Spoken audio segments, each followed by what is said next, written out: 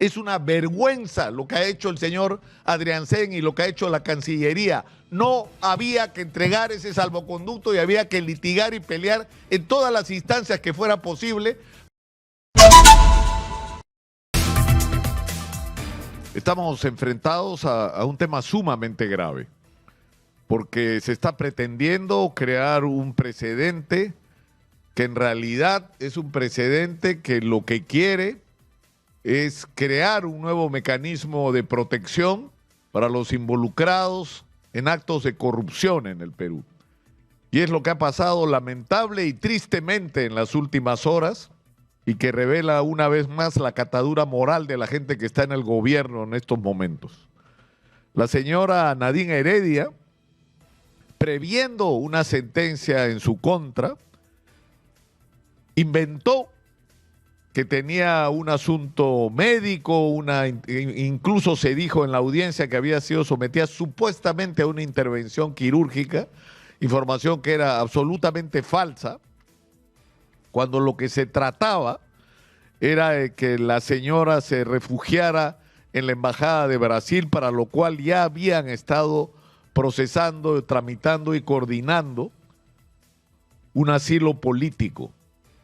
Y es evidente en las imágenes, en el momento en que se produce la sentencia, lo primero que hace Ollanta es ponerse en el teléfono con Nadine Heredia para coordinar si ya estaba o no en las instalaciones de la Embajada de Brasil.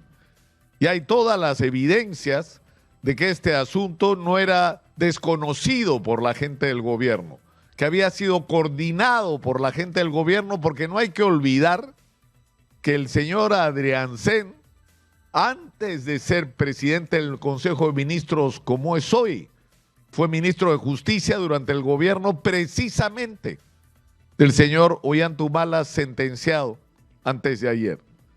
Es decir, lo que hemos enfrentado es un asunto gravísimo, no solamente por lo que significa como agravio por parte del gobierno del señor Luis Ignacio Lula da Silva, con su aceptación de un asilo político. Lo que nos está diciendo es que la señora Nadine Heredia es una perseguida política y por lo tanto merece ser acogida y protegida por el Estado de Brasil, y que la sentencia contra la señora no tiene ningún valor en ese contexto.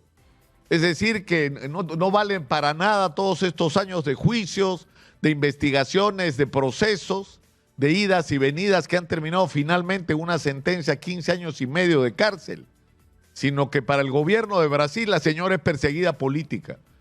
Y el señor Lula sabe perfectamente que eso no es verdad. Sabe perfectamente que eso no es verdad. Y sus móviles tienen que ver con su propia situación en el escándalo del financiamiento ilegal de partidos por parte de la empresa Odebrecht y de otras, porque también está en la lista OAS y otras empresas brasileñas.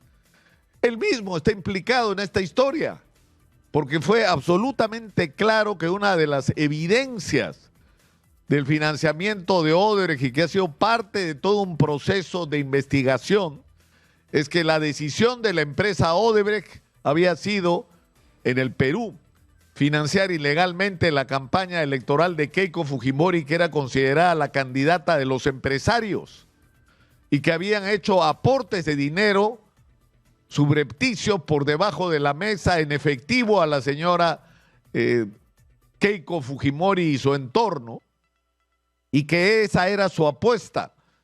Por supuesto, a cambio de todos los beneficios que supone el haber puesto en la presidencia de la República. Por eso decían que en el Perú Odebrecht ponía presidentes y de eso se preciaban sus directivos.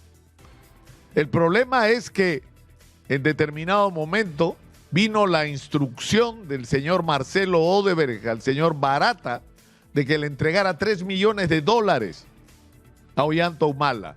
Y el señor Barata discutió con el señor Odebrecht sobre la razonabilidad de esa decisión, en la medida en que ellos consideraban que el candidato natural de Odebrecht en el Perú, la candidata natural, era Keiko Fujimori. Y la respuesta fue muy clara. La instrucción era que se le entregara dinero, 3 millones de dólares a Ollanta para su campaña, y para que Keiko Fujimori no se incomode, se le aumentara $500,000 a lo que ya le habían dado con anterioridad. Todo en el esquema del financiamiento ilegal de campañas electorales. Y la explicación de la razón de esa decisión es que era una instrucción directa del Partido de los Trabajadores del señor Lula, que era una decisión del señor Lula, y que esa comisión ilegal se pagaba como parte, o ese aporte ilegal como parte de los fondos ilegales que el Partido de los Trabajadores de Brasil recibía por parte de Odebrecht por los negocios en Petrobras y en otras empresas y en otras obras. Es decir, el señor Lula se está protegiendo a sí mismo, porque si fuéramos coherentes, él debería ser parte de este proceso. Él participó de manera directa en las elecciones que llevaron en su momento a que el Partido de los Trabajadores, conectado con Odebrecht, terminara siendo, como lo había hecho antes Chávez, auspiciador de la campaña de Ollanta Humala. Interfirió de manera directa en la campaña electoral del Perú. Pero no solamente eso, sino que estuvo involucrado en esa interferencia en la campaña, en actos de corrupción. Exitosa. Y ahora lo que hace el señor Lula, insisto, para protegerse a sí mismo, es proteger a Nadine. Por supuesto, en contubernio con la gente de Odebrecht.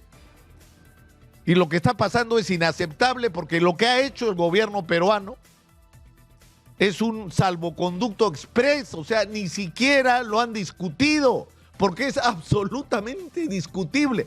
¿Cómo vamos a aceptar? Es decir, ella tiene derecho a ir y pretender que le den asilo político en el país que quiera, pero el Perú no puede otorgar un salvoconducto como se ha hecho en horas. Es más, sospecho que estaba escrito antes de que la sentencia se leyera por si acaso, y cuando sabían que la señora iba a ir a la embajada de Brasil, porque lo que estamos haciendo es que el Estado peruano está aceptando que siquiera es posible que la sentencia de la señora Nadine Heredia tiene un componente político. Y van a pretender que esto se extienda a todos los casos anticorrupción. Estamos entrando a un nuevo capítulo de la lucha anticorrupción en el Perú. Y tenemos que ser absolutamente conscientes de lo que estamos enfrentando. Es una vergüenza lo que ha hecho el señor Adriansen y lo que ha hecho la Cancillería. No había que entregar ese salvoconducto y había que litigar y pelear en todas las instancias que fuera posible para que esa señora, que está reclamada por la justicia peruana, que tiene una sentencia por lavado de activos, cumpla su sentencia y no se ampare en el falso argumento de la persecución política para evadir a la justicia, amparada lamentablemente por el gobierno de Brasil. Y esto pone en discusión todo con Brasil. Brasil necesita conectarse con el puerto de Chancay. Necesita que el puerto de Chancay esté unido al puerto de Santos en Sao Paulo. Bueno, vamos a discutir de eso, pero en base a relaciones de mutuo respeto. Y respetar a los peruanos hoy es respetar las resoluciones de sus autoridades judiciales y no interferir una vez más en la vida política nacional. Yo creo que en este tema todos deberíamos estar de acuerdo, porque se está sentando un precedente que además, y una vez más lo digo, desnuda quién está en el gobierno. ¿Quién ha actuado? ¿El ministro de Justicia de Ollanta Humala o el presidente del Consejo de Ministros? Es lo mismo. Es lo mismo. Lo mueven los mismos intereses. Yo pregunto a Alberto Otárola, que ha sido abogado de Ollanta Humala, cuando fue presidente del Consejo de Ministros y se fue a Brasil y habló con Lula, ¿habló del juicio de Ollanta Humala o no? ¿Habló o no habló? ¿O fue simplemente de visita protocolar? Es una buena pregunta para el señor Alberto Otárola, ¿no? Si él también había iniciado esta relación, porque fíjense ustedes lo que ha pasado, y con esto termino.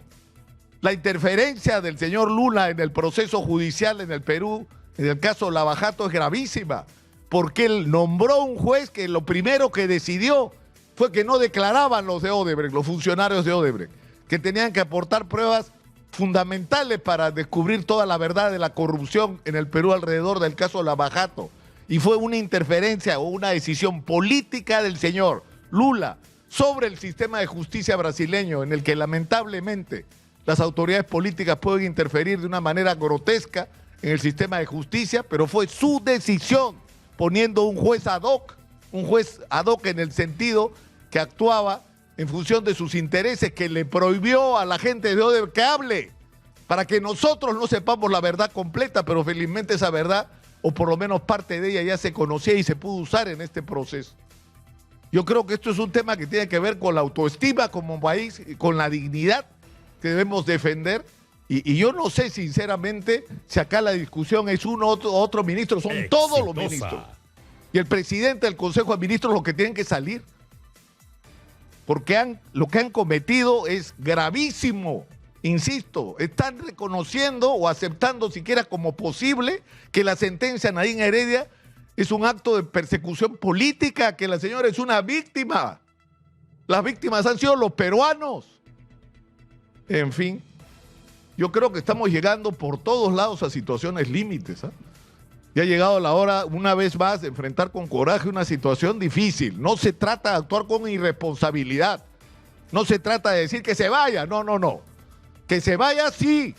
Pero si se va, la señora tiene que ser reemplazada por un gobierno de transición construido sobre la base de un consenso de todos. Y esto es una prueba para todos. Y escucha, Keiko, lo que te estoy diciendo, para todos. No se puede seguir sosteniendo este gobierno impresentable. Y lo que necesitamos es ofrecerle al país, todos, un gobierno de transición que nos garantice mano dura en la lucha e inteligencia en la lucha contra el delito. En segundo lugar, elecciones transparentes el 2026. Y en tercer lugar, el mínimo de tareas que son urgentes, como el destrave de las obras, el puerto de Chancay, el desarrollo agrario y un impulso en este sector, un gran plan nacional de infraestructura que va a activar la economía no importando lo que pase en el mundo. Es decir, hay 5 o 6 cosas en las que todos podemos estar de acuerdo para que este país se ponga en movimiento. Y eso es actuar con responsabilidad. Lo irresponsable es permitir que estos impresentables, esta gente que está saqueando el país y toda la verdad la vamos a saber, sigan teniendo en sus manos las riendas de un país que está a punto por ellos de perder la más grande oportunidad de su historia. Depende, ya no solo de nosotros, los ciudadanos, depende de los que pretenden el voto de la gente el año 2026. Ahora vamos a ver cuán responsables son. Soy Nicolás Lucar, esto es Hablemos Claro. Estamos en Exitosa, la voz de los que no tienen voz. 95.5 de la FM en Lima, canal 34 de Movistar, 6.1 en la televisión digital terrestre. Ayer